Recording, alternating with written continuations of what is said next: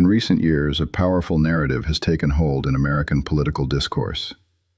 The idea that the United States can and should stand alone, that it doesn't truly need its closest allies. The phrase, "we don't need Canada," has moved from the fringes to the center of policy debates, challenging a century of cooperation. As an analyst focused on geopolitical and economic systems, my role is not to debate the sentiment, but to dissect the structures it confronts. This analysis will guide you through the intricate, often invisible machinery that binds these two nations, revealing what happens when political rhetoric collides with structural reality. The central issue we will examine is the stark disconnect between this nationalist talking point and the deep, systemic interdependence of the U.S. and Canadian economies. The assertion of American self-sufficiency ignores a complex web of integrated supply chains, shared energy infrastructure, and mutual security agreements built over decades. This video will demonstrate that any serious attempt to unilaterally decouple the two nations would trigger immediate and disruptive consequences, primarily for the United States itself. We will explore the framework that makes this relationship not a political choice, but a fundamental component of American economic and national security. For generations, the U.S.-Canada partnership was defined by its seamless integration, formalized under agreements like NAFTA. This framework wasn't just about trade, it fused the two economies. Automotive parts, agricultural products, and energy resources flowed across the border with such efficiency that for many industries, the boundary ceased to be a meaningful economic barrier. This created highly specialized, cross-border supply chains, where a single product might cross the border multiple times during its assembly. This historic integration established the foundation for North American competitiveness on the global stage, a system now being fundamentally questioned for the first time. The turning point arrived with the rise of a more protectionist and transactional approach to foreign policy. The contentious renegotiation of NAFTA into the USMCA, and more pointedly, the 2018 imposition of tariffs on Canadian steel and aluminum under the justification of national security, marked a paradigm shift. These actions transformed latent political tensions into formal economic confrontation. The rhetoric that Canada was an optional or even detrimental economic partner became an active policy driver, setting the stage for a high-stakes test of the world's largest and most integrated trade relationship. This wasn't a minor dispute. It was a challenge to the core logic of the alliance. Over the course of this analysis, we will move beyond the headlines and political statements to examine the structural pillars that uphold this partnership. First, we will break down the legal and political frameworks, including the USMCA and critical energy treaties, that govern the relationship. Next, we will investigate the institutional plumbing, the coordinated agencies and border management systems that make daily cross-border commerce possible. Finally, we will detail the tangible, real-world consequences of disrupting this system, from factory floors in the Rust Belt to the price you pay for energy, demonstrating precisely what is at stake. To follow this detailed exploration of one of America's most critical and misunderstood alliances, consider subscribing for more analyses that deconstruct complex global systems. Your comments below provide valuable perspectives that enrich the conversation, and liking this video helps ensure this information reaches a wider audience seeking to understand the forces shaping our world. Now let's begin by examining the legal architecture that makes the U.S. and Canada more than just neighbors, but a single, integrated economic and security bloc, and why unwinding it is structurally all but impossible. To understand why the U.S.-Canada relationship cannot be simply switched off, we must first examine the legal and structural architecture that binds the two nations. This is not a loose alliance based on goodwill. It is a complex machine governed by binding agreements that dictate the flow of goods, energy, and even military commands. The notion of a clean economic divorce confronts a dense web of treaties and integrated systems designed for the exact opposite: permanent fusion. These frameworks were not built to be easily dismantled. Instead, they were engineered to create a single continental economic space, making any unilateral withdrawal a structurally disruptive event. At the heart of this economic integration is the United States-Mexico-Canada Agreement, or USMCA. While often discussed in terms of tariffs, its true function is far more profound. The agreement operates as a comprehensive rulebook for the North American economy, setting highly detailed regulations for everything from intellectual property rights and labor standards to environmental protections. It creates a predictable, unified commercial environment that businesses depend on for planning, investment, and operations. This legal framework is the bedrock upon which trillions of dollars in trade are built, providing stability that allows for long-term cross-border business strategies to function effectively and predictably. A critical example of this deep integration is found in the USMCA's rules of origin for the automotive sector. These rules mandate that a high percentage of a vehicle's components must be manufactured in North America to qualify for tariff-free treatment. This isn't a simple suggestion. It's a structural command that has forced automakers to build deeply interconnected supply chains across the US, Canada, and Mexico. A single part may cross the border multiple times during production. Violating these rules would not just be a political choice. It would mean breaking the logistical spine of one of America's most important manufacturing industries. Consequently, exiting the USMCA is not a matter of a simple declaration. The agreement contains a formal process for withdrawal, but triggering it would unleash immediate and widespread regulatory chaos. Without the USMCA, the established rules governing trillions of dollars in trade would vanish overnight, creating a massive legal vacuum. Businesses would lose the certainty required for investment, and the meticulously planned cross-border supply chains would face an existential crisis. This legal void represents one of the most significant, yet least understood, barriers to the rhetoric of economic decoupling, as it would inject paralyzing uncertainty into the core of the American economy. Beyond trade agreements, the two nations are physically fused by a vast, integrated energy infrastructure. This network of oil and gas pipelines and a shared cross-border electricity grid is not governed by short-term political sentiment, but by long-term treaties and binding commercial contracts. This physical infrastructure represents a permanent structural bond that ensures a stable and continuous flow of energy critical to the American economy. The lights in New England and the refineries in the Midwest do not operate on political promises. They run on energy delivered through a system cemented by decades of joint planning and legally enforceable agreements. These energy connections are reinforced by specific, durable treaties that cannot be undone by executive order. For example, the operation of critical pipelines like Enbridge Line 5, which supplies a significant portion of the Midwest's oil and propane, is protected by international agreements. These treaties were designed to prevent either country from unilaterally disrupting the flow of energy, recognizing it as a matter of mutual security. Attempting to sever these physical and legal links would involve challenging international law and potentially triggering severe energy shortages in key American regions, demonstrating a level of interdependence that transcends typical trade disputes and enters the realm of essential infrastructure. Should the USMCA be dissolved, the trade relationship would not simply reset to zero. Instead, it would default to the rules of the World Trade Organization. This scenario would be immediately damaging for American producers. Under WTO rules, the preferential tariff-free access that American goods currently enjoy in the Canadian market would disappear. U.S. exports, from agricultural products to manufactured goods, would suddenly face higher tariffs, making them far less competitive against products from other nations. This default mechanism ensures that dismantling the current framework doesn't create a blank slate, but rather an immediate and unfavorable new reality for American exporters. The partnership's depth is further revealed in frameworks that extend beyond economics into the realm of national security. The cooperation is fundamentally deeper than trade, a reality most clearly embodied in joint defense pacts.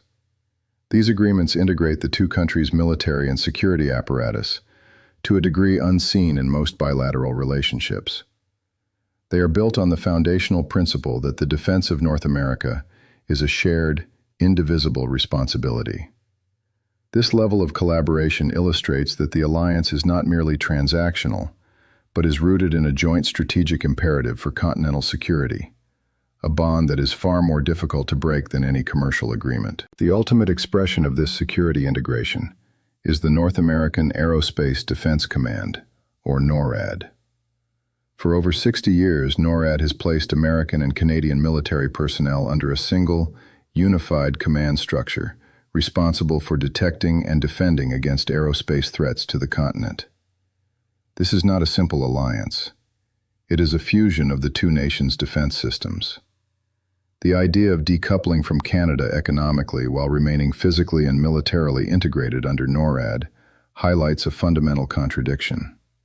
This defense pact represents the deepest layer of structural interdependence, making a true separation practically and strategically inconceivable without fundamentally rethinking the entire defense posture of the United States. Beyond the legal frameworks and defense pacts lies the institutional plumbing, the complex, often invisible machinery that makes the U.S.-Canada relationship function on a daily basis.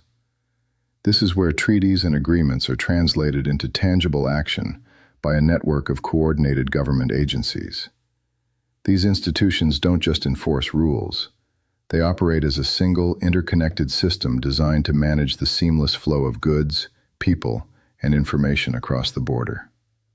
Understanding this operational layer reveals how deeply the two nations are fused, not just on paper but in the practical, minute-by-minute execution of cross-border commerce and security. A prime example of this institutional fusion is found in agriculture, where the U.S. Department of Agriculture, USDA, and the Canadian Food Inspection Agency, CFIA, work in lockstep.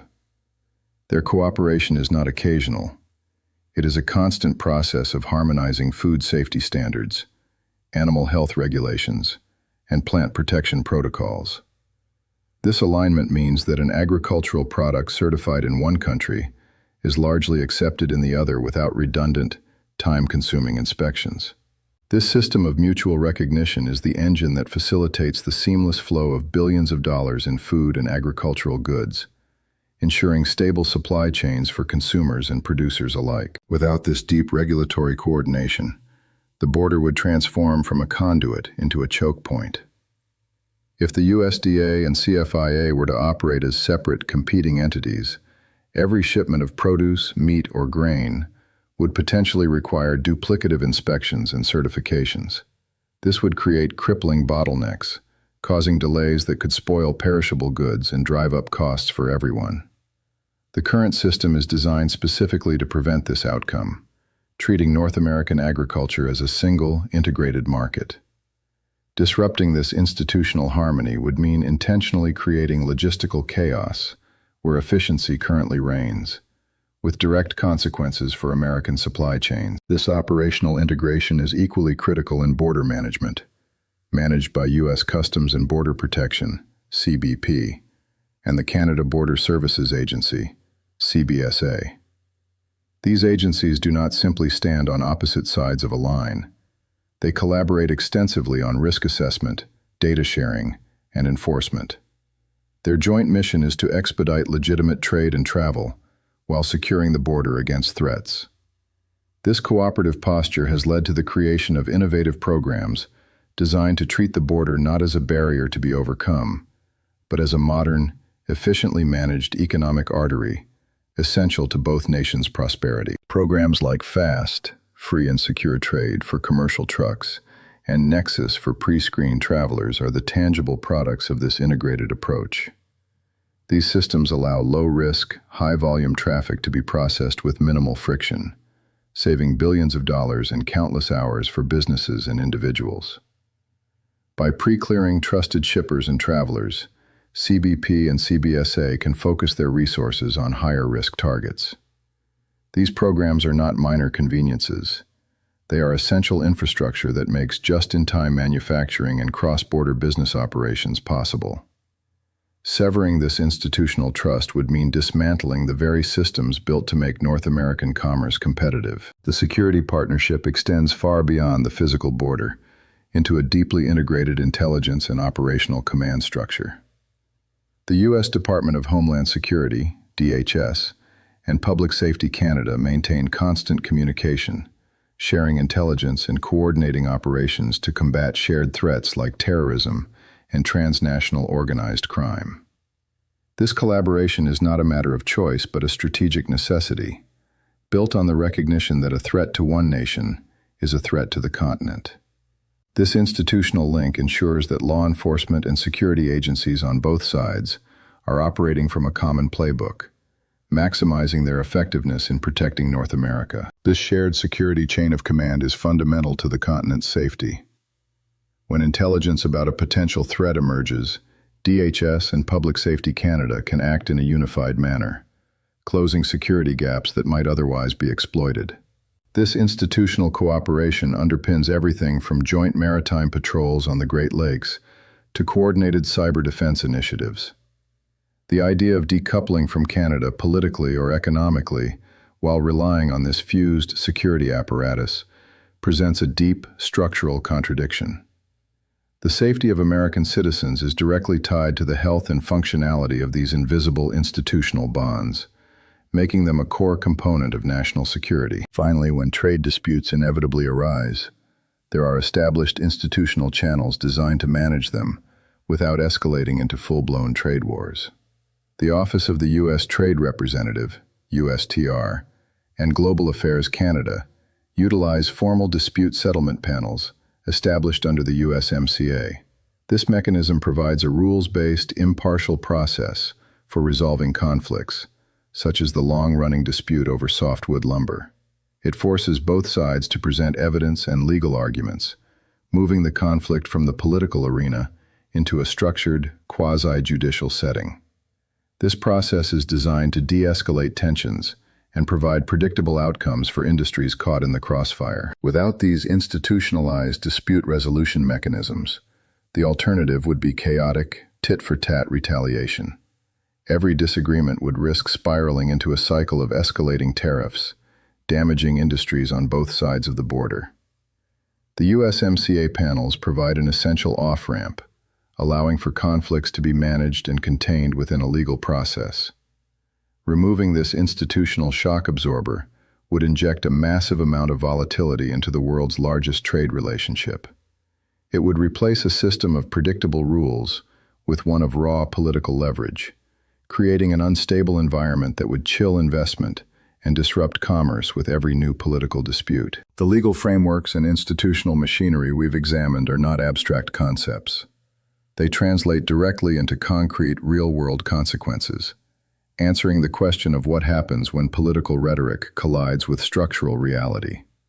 Disrupting this integrated system is not a theoretical exercise. It triggers immediate and measurable impacts on American industries, energy security, and household costs. The following consequences are not speculation, but the logical outcomes of severing the deeply embedded connections that define the U.S.-Canada partnership, demonstrating the tangible cost of ignoring this complex interdependence and its foundational role in the American economy. The most immediate and visible impact would be the great supply chain disruption, with the auto industry serving as the prime case study. For decades, automakers have built a continental manufacturing platform where parts and components cross the Detroit-Windsor border, the busiest commercial crossing in North America, multiple times before a single vehicle is assembled.